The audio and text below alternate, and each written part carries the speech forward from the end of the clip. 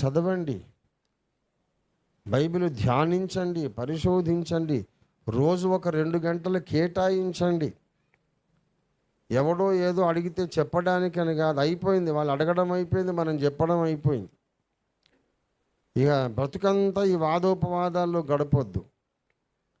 శేష జీవితం అంతా ఈ వజ్రాల గనిని పరిశోధించడంలో మనం గడుపుదాం. దేవునికి స్తోత్రం కలుగును గాక. హల్లెలూయా. రోజు ఒక 2 గంటలు బైబిల్ చదవండి, మీ పనులన్నీ నెరవేరుతాయి. ఎప్పటి నుంచో ఆగిపోయినటువంటి బిల్స్ అన్నీ శాంక్షన్ అవుతాయి. నీ ఇంటి పక్కనే ఉండి నిన్ను బాధ పెడుతున్నటువంటి ఆ పొరుగున ఉన్న శత్రువు వాడు రాత్రికి రాత్రి ఇల్లు ఖాళీ చేసి వెళ్ళిపోతాడు. బైబిల్ చదవండి, ఇంకేం చేయకండి.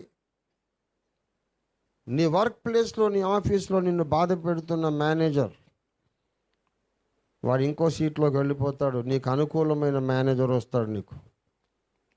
నువ్వు బైబిల్ చదివి ధ్యానించు, నీ భార్య నీకు లోబడుతుంది. నువ్వు బైబిల్ చదివి ధ్యానించు, నీ భర్త నిన్ను ప్రేమగా చూసుకుంటాడు. ఎవరు చెప్పారు?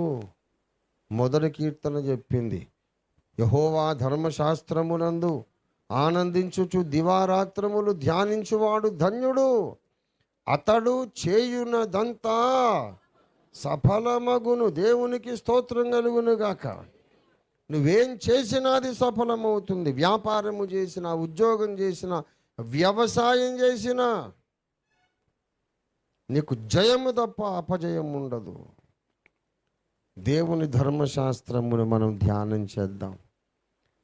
మరి వాడు కాదంటున్నాడు కదా అంటే అంటాడు, అలాగే అంటాడు. వాడి మాటలు మనం ఎందుకు లక్ష్య పెట్టాలి? ఆల్రెడీ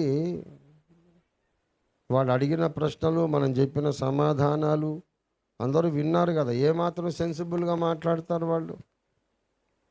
ఏం సెన్స్ ఉండదు వాళ్ళు మాట్లాడేదానికి. అల్టిమేట్గా ఒక జడ్జిమెంట్ కొన్ని ఏండ్ల కిందట ఇచ్చాను నేను. యేసే జ్ఞానము అని బైబిల్ ప్రకటిస్తోంది గనక యేసుకు విరోధంగా మాట్లాడేవాడు జ్ఞానానికి విరోధంగా మాట్లాడుతున్నాడు. యేసే సత్యము అని బైబిల్లో యేసే ప్రకటించాడు గనక యేసుకు విరోధంగా మాట్లాడేవాడు సత్యానికి విరోధంగా మాట్లాడుతున్నాడు.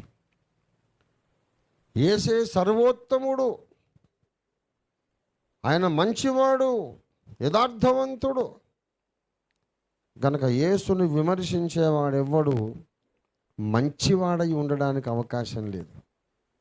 యేసును ద్వేషించేవాడు, యేసును విమర్శించేవాడు, యేసును దూషించేవాడు జ్ఞాని కావడానికి వీల్లేదు, మంచివాడు కావడానికి వీల్లేదు, వాడు సత్యవంతుడు కావడానికి వీల్లేదు. Anybody who hates Jesus cannot be a good person. He cannot be an honest person. He cannot be a wise person. Everyone who hates Jesus is bound to be a pool.